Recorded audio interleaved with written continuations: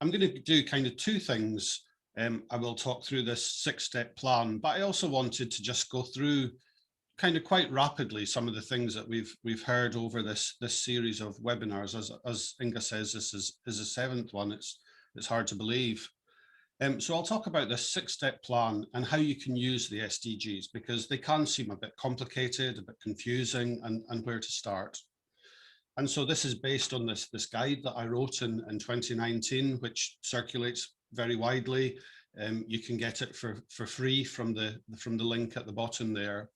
And I wrote this to help museums and their partners really to get started with the SDGs and to use them practically. So this 6-step plan is really not rocket science. A lot of it is very obvious, but it's just to set it out as a kind of structured approach. I think the first thing is to recognize that the SDGs are not just the 17 nice colored pictures. Of course, they are nice colored pictures, but they are an integrated set of 17 goals that aim to help achieve the vision of something called Agenda 2030, Transforming Our World, which is the most ambitious plan ever to get the world on a course to a sustainable future. The goals and the agenda, they apply everywhere, and they apply to everyone and to every sector, including museums. So, and these are about really looking to make the world a better place. And we heard in the first talk that I gave about how we can think about this as different forms of capital, that we might be used to thinking about economic capital, but we also have social and environmental capital, natural capital. Sustainability and sustainable development are not just about stopping things going wrong or minimizing the damage that we do. They're about growing all the good stuff in harmony, making the world a better place. And using the SDGs can help museums to have meaningful activities, put their good, unique resources to good use. But really importantly, they can help museums to really act on many agendas at the same time: human rights, environmental sustainability, climate change, reducing waste. All of these things are already rolled into the SDGs. So rather than looking at how you're going to address multiple different things, you can, by working to the SDGs, you're really doing all of these things at once. Is very powerful. They can help you build partnerships and collaborations, and they can help you demonstrate your value to society. And if we look at the situation in Latvia, this is from the Sustainable Development Report, which came out in 2020, and usually around June 2020. So rather than the usual colors that we see for the SDGs, here they're colored like a bit like a set of traffic lights. The green ones are where the goals are being met. The yellow ones are where they're nearly there, but the red ones are where there are very serious challenges remaining. And so we can see that even in Latvia, there are a number of challenges. And if you were to look at your more local situation, you might think they were different again. And that's actually quite an interesting exercise to do. So secondly, you can ask yourself, well, what role should you be playing? What has your museum already said about itself, or what is it that you want to do? So you might think, well, what is your vision of the future, or your community's future and your museum's future? How long will they last? What do we want them to be like in 20 or 50 years' time? And what do we need to do now to get them on set them on that path? You could think, what level of intention and ambition do you have to make the world a better place? And at the end of the day, this all just comes down to people. It comes down to people and what they want to do. You might think of yourself or your museum as a leader or a follower or a partner or a champion or a provider of resources or a facilitator. It doesn't matter which one you choose, but just so that you act on the one that you want to act on. And thirdly, it's important to understand in broad terms both the positive and the negative impacts that you have on each goal. So this can help you to begin to understand priorities and also connections, because it can be too easy to think, oh, well, museums, that relates to goal 4, and they relate to goal 11 and a bit to goal 10. And we kind of forget the ones that that they're not so good at. So for instance, we might think of climate action. So climate change is very widely recognized as one of the biggest threats to society and to nature. So museums have to do the good things that they do at the same time as reducing their contribution to climate change. Fourth, you can use the 7 activities that are in the guide that I mentioned, and we'll come to talk about them. These help you, these are activities that museums already do, which are a bit like, well, let's go to the next slide actually. They're a bit like channels on a television, that's the way I think of them. That these are things that museums already do. They link to the SDGs and targets, and they're really your big opportunities to use the targets, I think, the goals and targets.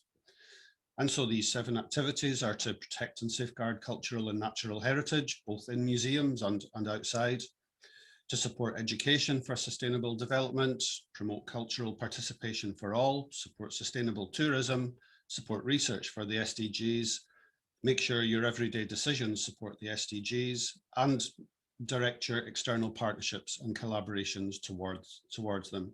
And I think that this is a really simple kind of structure. It's what museums all more or less do. Some of them will do more of some of them will do less.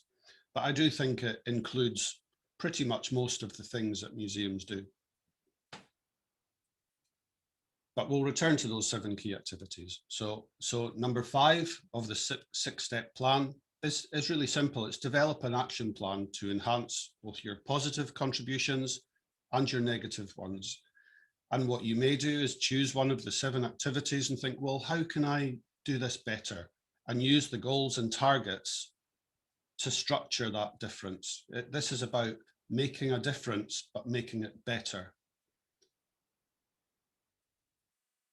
And so this would consist of, you would make a commitment, set an end goal, know what you have to measure, develop your plans, and communicate successes and failures. And you would do it again. You go back to, this is a cycle, it goes on for continuously. So the reason I've set it out like this is because you're much more likely to achieve something if you've made a commitment, and also if you've set a date by which you're going to get there, and you know what the steps are towards that, you know what that activity consists of, and you have a plan in place, and you do the plan, and you communicate success and failure, just to be open and transparent and to try to keep yourself going. But I'll talk about these, and then the last one, review and renew your plan, repeat this 6-step process, and really enjoy it and celebrate it. And don't wait, just start now if you haven't already. There's no time to waste, and really the future needs you. So now I'm going to talk about these 7 activities. So I know it's a bit confusing to talk about a 6-step plan and the 7 activities, but nonetheless, that's what I'll do.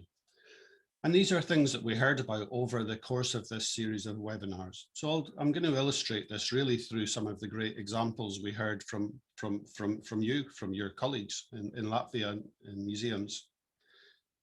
So this first one is around protecting and safeguarding the world's cultural and natural heritage. As I say, both within museums and more generally. It's not enough just to be concerned with what is in the museum, but we have to think about what is in the wider world as well. And museums are not like a bank vault where we just try to preserve what we have. We're also concerned with wider cultural and natural heritage. And so we heard a great example in the first webinar about this dark heritage or black archaeology, about how wartime artifacts from the war are kind of illegally collected and even sold and traded. We heard about the Janis Lipka Memorial, fantastic museum, and how it draws on the cultural heritage and the really very both very heroic and very positive stories of some people who defended Jews who were being persecuted. And we heard about an open air museum where we can see here the river has come up and really threatens some of these old buildings. This is, of course, links to climate change and to climate action, that we have to look at how can we preserve this cultural heritage in the face of a changing climate. And the second of these 7 activities to support and provide learning opportunities in support of the SDGs, Sustainable Development Goals. And I mentioned in the second of these webinars about this approach, which is called Education for Sustainable Development, which is really a fantastic approach. And this is a publication from UNESCO, which looks at each of the 17 goals, and it gives a set of learning objectives for each of them. And it's very clever. It recognizes that in order to be really impactful, learning needs to include all of 3 things. It needs to include knowledge, attitudes and values, and also behaviors and skills. And so for each of the 17 goals, it gives some suggested objectives and also some suggested activities you can do for these. Is very, very good, really highly recommended. And so to give some examples, so here we have some school pupils learning about the conflict between Latvia and USSR in 1991. We heard about this in one of the previous webinars. And really this is because education for sustainable development is about developing a culture of peace, historical awareness, tolerance, acknowledging diversity and accepting difference. We heard about a project from this Priley History and Applied Art Museum, where they have a lovely grounds and where the school pupils learn about the nature and the ponds and the canals. And it's been there for a long time, so they understand how the nature has changed over time. Of course, learning and education they don't end when we leave school.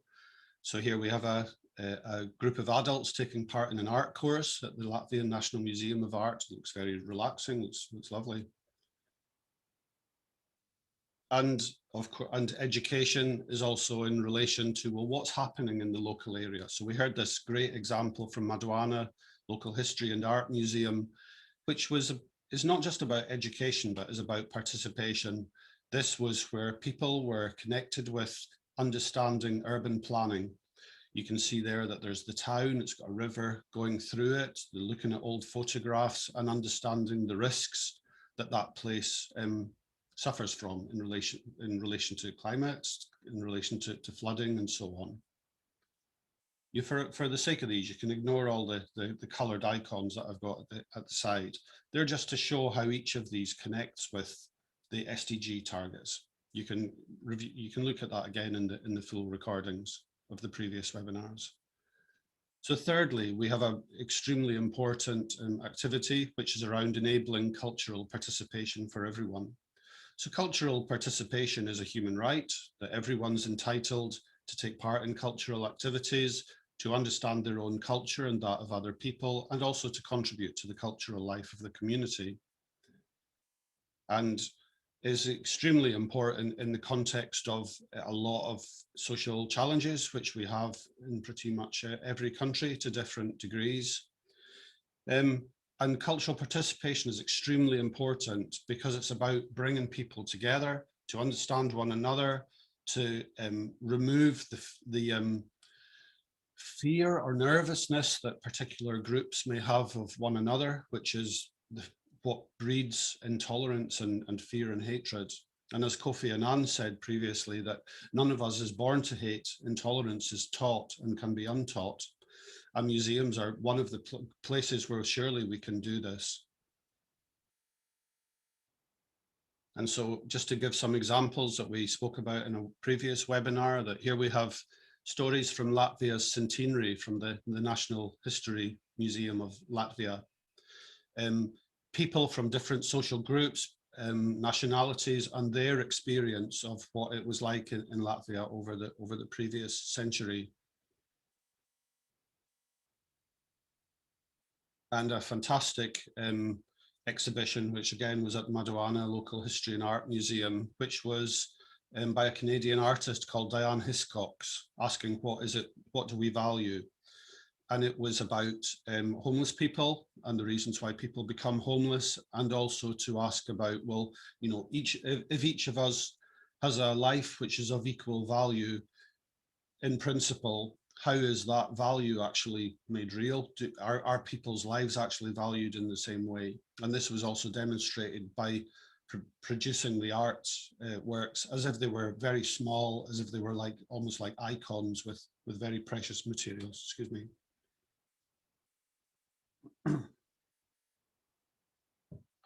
So the fourth of these 7 activities is to support sustainable tourism. And sustainable tourism is another word for responsible tourism. And I spoke about these. The World Tourism Organization has a code of ethics, which is excellent, and also has produced this guide on tourism and the Sustainable Development Goals. Tourism can play very positive roles in sustainable development, but we also have to look at how to reduce the negative impacts, particularly the carbon emissions from travel and from flying. And so I'll give one example, which was a great example from Luzhneva Manor. Is an estate, an old estate in eastern Latvia, in a relatively rural place, 880 inhabitants in the parish, but this has been developed into a really important cultural attraction, particularly for local people and Latvians, as I understand. And so so here we have some of the buildings in the grounds on the left and the right. It's hard to believe, but it's the same building, I think. The conversion of a disused sauna into a guest house. And this is a place that helps to provide opportunities for local craftspeople to make and sell their products. A lot of nice, very sustainable looking products here with the postcard, I think they're postcards in the center from someone called it the typical Latvian. And opportunities for people to come together to enjoy the place, but also to look after the place, which is why I've got the picture on the right hand side there of people together planting trees. The fifth of these 7 activities, I spoke about enabling research in support of the SDGs. And I gave an example, not from Latvia this time, but from an exhibition that I'd seen in America, just at the time when COVID was kind of getting really started. This was an exhibition about pandemics, about diseases and diseases that we catch from animals. And it spoke a lot about how collections can help us as a tool really to understand and to manage diseases. So there was a great quote in the exhibition that we can, based on looking at old specimens, we can work backwards if we need to find animal reservoirs for viruses we don't even realize are there yet. So this is like saying that collections are that great thing. The collections are 4-dimensional. They are 3-dimensional like any other solid object, but they also have the 4th dimension of time. And this was some collection with some bats, which of course, bats are very implicated in COVID as a source of the original virus, which is spread to humans, possibly through another animal.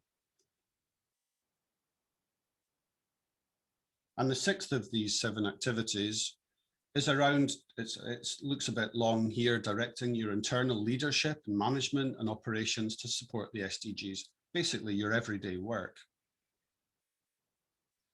And so if we look at the 17 SDGs, really these activities relate to many of them. So we could think about it in terms of employment, who we employ, how we employ people, what wages people get, what opportunities for training they have, whether those opportunities are equal, whether they have fair and reasonable pay, how we use water and energy and what kind of energy we use, having effective policies that support sustainable development and that absolutely don't support the opposite.